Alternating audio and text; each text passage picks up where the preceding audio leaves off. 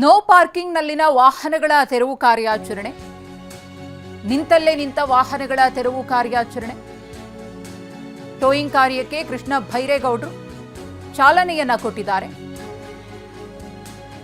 ವಾಹನಕ್ಕೆ ಸ್ಟಿಕ್ಕರ್ ಅನ್ನ ಅಂಟಿಸಿ ಚಕ್ರವನ್ನ ಲಾಕ್ ಮಾಡಿ ಚಾಲನೆ.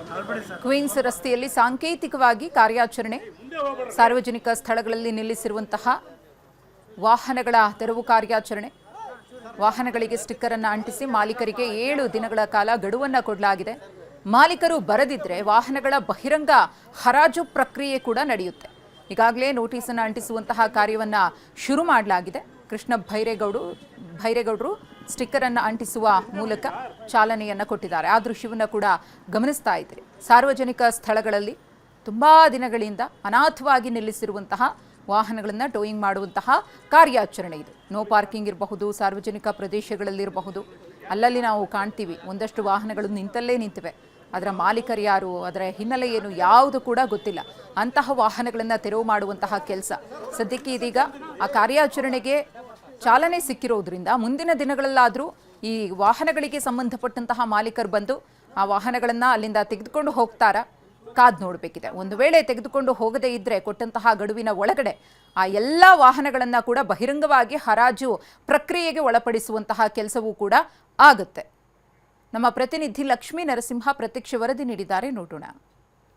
ರಸ್ತೆ ಬದಿಗಳಲ್ಲಿ ಮತ್ತೆ ನೋ ಪಾರ್ಕಿಂಗ್ ಪ್ರದೇಶದಲ್ಲಿ ಯಾರ್ಯಾರು ಬಿರಾಡಿ ವಾಹನಗಳನ್ನು ನಿಲ್ಲಿಸಿದ್ದಾರೆ ಅವರಿಗೆ ಬಿಸಿ ಮುಡ್ತಕ್ಕಂಥ ಕಾರ್ಯಾಚರಣೆ ಶುರುವಾಗಿದೆ. ಜಿಬಿಎ ಮತ್ತು ಟ್ರಾಫಿಕ್ ಪೊಲೀಸರು ಒಟ್ಟಾಗಿ ಸೇರಿ ಕಾರ್ಯಾಚರಣೆ ತೆಗೆದಿದ್ದಾರೆ. ಸಾಂಕೇತಿಕವಾಗಿ ಇವತ್ತು ಮಾನ್ಯ ಕೃಷ್ಣ ಭೈರೇಗೌಡರು ಈ ಒಂದು ಕಾರ್ಯಾಚರಣೆಗೆ ಚಾಲನೆ ಕೊಟ್ಟಿದ್ದಾರೆ. ನೋಡ್ತಾ ಇದ್ದಾರೆ, ಈ ವಾಹನಗಳಿಗೆ ಸಚಿವರೇ ಸ್ಟಿಕ್ಕರ್ ಅನ್ನು ಅಂಟಿಸಿ ಗಾಡಿಯನ್ನ ಲಾಕ್ ಮಾಡಿ ಹೋಗಿದ್ದಾರೆ. ಈ ಒಂದು ವಾಹನ ಏನಿತ್ತು ಹಲವು ತಿಂಗಳುಗಳಿಂದ ಇಲ್ಲೇ ಇತ್ತು. ಸೊ ಸಾರ್ವಜನಿಕರ ಹೋರಾಟಕ್ಕೆ ಟ್ರಾಫಿಕ್ ಕೂಡ ಸಮಸ್ಯೆ ಆಗ್ತಾ ಇತ್ತು. ಸೊ ಹೀಗಾಗಿ ಕಾರ್ಯಾಚರಣೆ ಭಾಗವಾಗಿ ಇವತ್ತು ಬೆಂಗಳೂರು ಕೇಂದ್ರ ನಗರ ಪಾಲಿಕೆಯಲ್ಲಿ ಬರ್ತಕ್ಕಂಥ ಈ ಒಂದು ಕ್ವೀನ್ಸ್ ರಸ್ತೆಯಲ್ಲಿ ಈ ಒಂದು ವಾಹನಕ್ಕೆ ನೋಟಿಸ್ ಅನ್ನ ಅಂಟಿಸಿ ಹೋಗಿದ್ದಾರೆ. ದಿನಾಂಕವನ್ನು ಕೂಡ ಮೆನ್ಷನ್ ಮಾಡಿದ್ದಾರೆ, ಸ್ಥಳವನ್ನು ಕೂಡ ಮೆನ್ಷನ್ ಮಾಡಿದ್ದಾರೆ, ವಾಹನದ ಸಂಖ್ಯೆ ಮತ್ತೆ ನೋಟಿಸ್ ಅನ್ನ ಯಾರು ಕೊಟ್ಟರು, ಸ್ಥಳೀಯ ಮಟ್ಟದ ಅಧಿಕಾರಿ ಅವರು, ಮತ್ತೆ ಅವರ ಹುದ್ದೆ ಏನು, ಮತ್ತೆ ಅವರ ಸೀಲ್ ಕೂಡ ಇಲ್ಲಿ ಹಾಕಿದ್ದಾರೆ. ಸೊ ನೋಟಿಸ್ ಅನ್ನ ಅಂಟಿಸಿದ್ದಾರೆ. ಯಾರು ಈ ವಾಹನದ ಮಾಲೀಕರಿದ್ದಾರೆ ಕೂಡಲೇ ಬಂದು ಈ ವಾಹನವನ್ನ ಎತ್ಕೊಂಡು ಹೋಗ್ಬೇಕು, ತೆರವು ಮಾಡಬೇಕು. 7 ದಿನದ ಒಳಗಾಗಿ ಈ ವಾಹನವನ್ನ ತೆರವು ಮಾಡಬೇಕು. ಪಕ್ಕದಲ್ಲೂ ಕೂಡ ಗಮನಿಸ್ತೀರಾ, ಆ ಒಂದು ವಾಹನ ಕೂಡ ಸ್ಟಿಕ್ಕರ್ ಅನ್ನ ಅಂಟಿಸಿದ್ದಾರೆ, ಅಂದ್ರೆ ನೋಟಿಸ್ ಅನ್ನ ಕೊಟ್ಟಿದ್ದಾರೆ.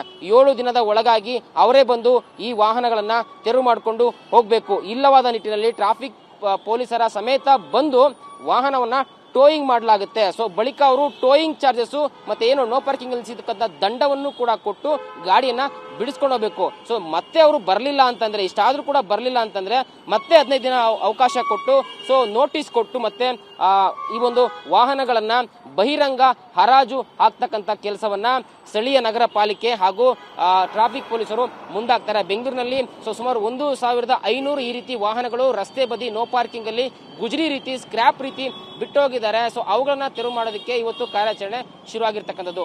ಕ್ಯಾಮರಾ ಪರ್ಸನ್ ಜಗನ್ ಜೊತೆ ಲಕ್ಷ್ಮೀ ನರಸಿಂಹ, TV9 ಬೆಂಗಳೂರು.